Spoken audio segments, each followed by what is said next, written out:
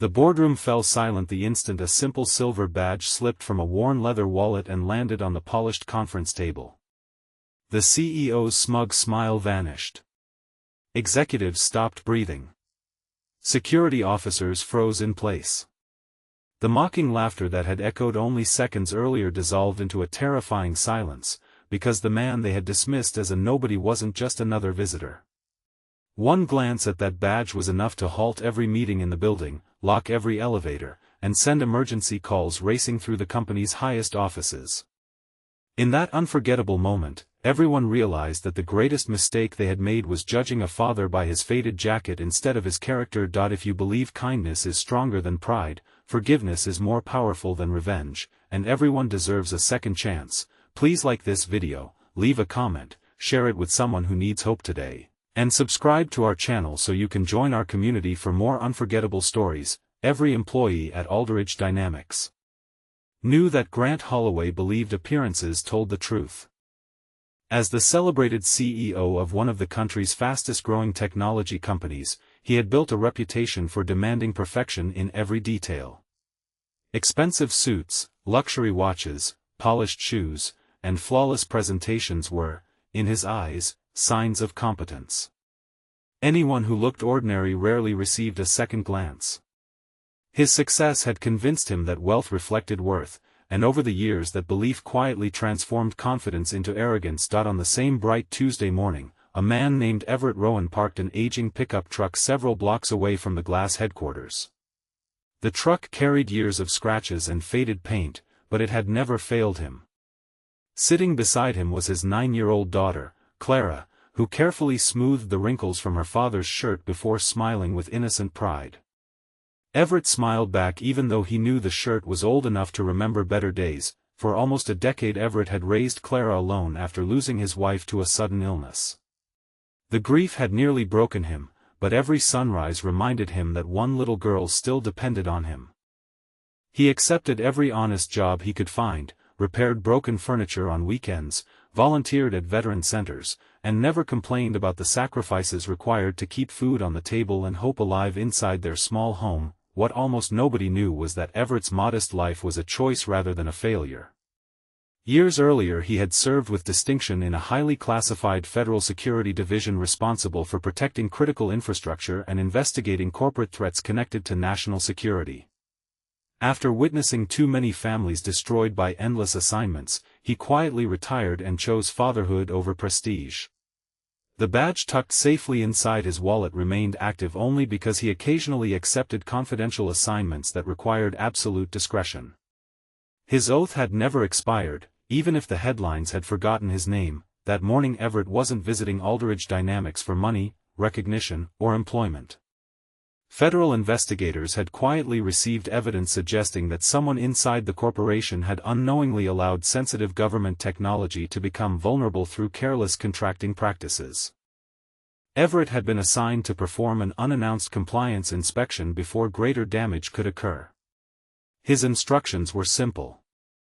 Arrive quietly, observe carefully, identify the risk, and leave without unnecessary attention. As Everett entered the magnificent lobby, employees hurried past him carrying designer coffee cups and expensive laptops.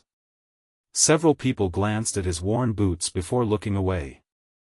The receptionist forced a polite smile but assumed he had wandered into the wrong building. After checking the appointment list several times, she explained that no visitor by his name appeared on the schedule. Everett calmly presented an authorization letter sealed inside an official envelope and politely requested that senior leadership be notified. The receptionist hesitated before making the call. Unfortunately for everyone involved, Grant Holloway happened to walk through the lobby at exactly that moment with several executives following behind him. Hearing that an unscheduled visitor wanted immediate access to restricted departments irritated him. His attention drifted toward Everett, whose faded jacket and weathered hands immediately shaped the CEO's opinion. Grant approached with visible annoyance.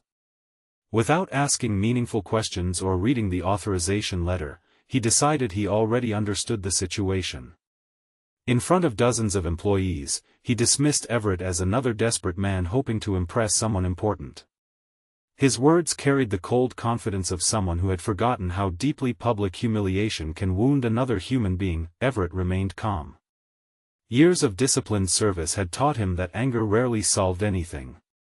He simply repeated that he had official business requiring immediate cooperation. Grant refused to believe him. The executives surrounding the CEO exchanged amused smiles. A few younger employees quietly laughed. Security guards stepped closer, waiting for instructions. What hurt Everett most wasn't the insult directed toward him. It was the memory of Clara waiting outside in the truck, believing her father could solve any problem with patience and honesty. He wanted to leave without conflict, but duty demanded otherwise. Grant ordered security to escort Everett out before he wasted another minute of valuable executive time. Everett slowly reached into his wallet. Several guards instinctively stiffened. Instead of producing an argument, he carefully removed a silver identification badge engraved with a federal insignia recognized only by people who truly understood its authority. The badge rested silently on the reception counter. Everything changed. Point 1. Security supervisor immediately recognized the insignia. His expression drained of color.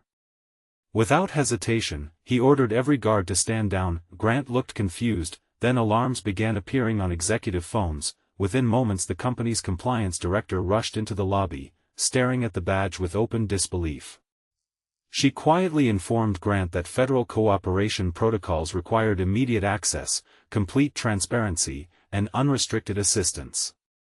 Interfering with the inspection could result in severe legal consequences. Grant's confidence disappeared. The elevators temporarily halted while secure access procedures activated. Department heads received urgent notifications. Legal counsel abandoned an important meeting. The entire company seemed to freeze around one quiet father standing patiently beside the reception desk. Not because he had threatened anyone, not because he had raised his voice, but because genuine authority never needed to shout. Grant suddenly realized that the man he had mocked possessed more influence than everyone standing beside him combined. Embarrassment settled heavily across the lobby. Everett could easily have demanded disciplinary action. He could have documented every insult, every public humiliation, and every failure to follow protocol. Instead, he quietly requested a conference room so the inspection could begin. For the next several hours sunlight poured through the towering windows while Everett carefully reviewed contracts, interviewed department managers, examined security records, and evaluated compliance procedures. His professionalism impressed everyone who worked with him. He listened before speaking. He thanked employees for honest answers. He treated receptionists with the same respect he showed senior executives. As the investigation progressed, Everett discovered that the real problem wasn't intentional corruption. A trusted outside vendor had concealed dangerous software vulnerabilities that unknowingly exposed sensitive government information. The company's internal team had overlooked critical warning signs because they relied too heavily on appearances, impressive presentations, and expensive consultants instead of careful verification. Ironically, the same habit that caused Grant to judge Everett had nearly created a national security crisis. By late afternoon Everett completed his findings. The company faced serious corrective actions, but because the vulnerabilities had been discovered early, catastrophic consequences could still be prevented. Grant requested a private meeting. For the first time in many years, the CEO struggled to find words. He admitted that success had slowly convinced him he could measure people by clothing, confidence, and status. Somewhere along the journey he had forgotten the values his own father had taught him before poverty shaped their early lives. Grant confessed that seeing Everett calmly continue his work after being publicly humiliated forced him to confront the man he had become. Everett listened quietly. He remembered his own difficult years after losing his wife. There had been mornings when strangers assumed he was unemployed simply because he drove an old truck. Parents at school events sometimes looked past him, expecting Clara's mother to arrive instead. Store clerks occasionally treated him with suspicion because his clothes reflected hard work rather than luxury. He understood humiliation better than most, yet he also understood something more important: pain either hardens a heart or softens it. He had chosen softness. Everett explained that respect should never depend on income, titles, or appearance because life's hardest battles are often invisible. The strongest people sometimes carry the oldest shoes. The kindest people often wear the simplest clothes. The greatest parents quietly sacrifice dreams every day so their children never notice what was given up for them. Grant lowered his head. Those words struck deeper than any official report. Later that afternoon, Everett invited Clara into the headquarters after finishing his inspection. Employees watched as the little girl ran toward her father with complete trust shining across her face.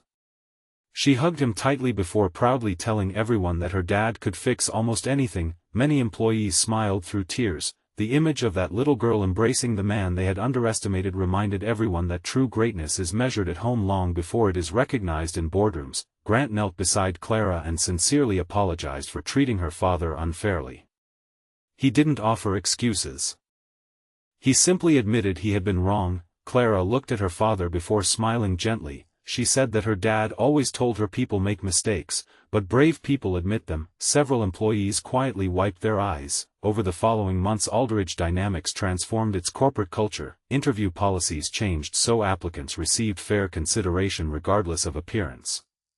Customer service training emphasized dignity and compassion. Executives regularly spent time working alongside entry-level employees to better understand everyday challenges. Scholarship programs were created for single parents returning to school. Volunteer partnerships expanded into veterans organizations and family assistance centers. The company slowly became known not only for innovation but for humanity. Grant personally visited community programs each month, remembering how one terrible morning had exposed flaws that years of financial success had hidden. Everett returned to his quiet life with Clara, never seeking recognition for what had happened. He continued repairing furniture, attending school concerts, helping neighbors, and occasionally accepting confidential assignments when duty called. His greatest achievement remained the same little girl who greeted every morning believing goodness still mattered. Months later, a framed photograph appeared in Aldrich Dynamics' executive hallway. It didn't show billion-dollar contracts or award ceremonies. Instead, it captured a father holding his daughter's hand while walking beneath bright afternoon sunshine outside the company headquarters. Below the photograph rested a simple inscription that every new employee read on their first day: "Character enters a room long before titles do." Before this story comes to an end, leave a meaningful comment telling us about a moment when someone showed you kindness instead of judging you by appearances, or share the lesson you believe every leader should. Remember, Grant often reflected on the day his company stood perfectly still because of one quiet badge. Yet the badge itself had never been the true source of its power. The real power belonged to the humble father who carried it. Authority could stop elevators. Integrity could change hearts. Forgiveness could rebuild people. And compassion could transform an entire company into a place where no one would ever again be dismissed as a nobody simply because they looked ordinary. If this story touched your heart, please like this video, leave a meaningful comment, share it with someone who needs hope today, and subscribe to our channel so you never miss another emotional journey. Remember that every person you meet is fighting a battle you cannot see, and sometimes the quietest soul in the room carries the greatest strength of all.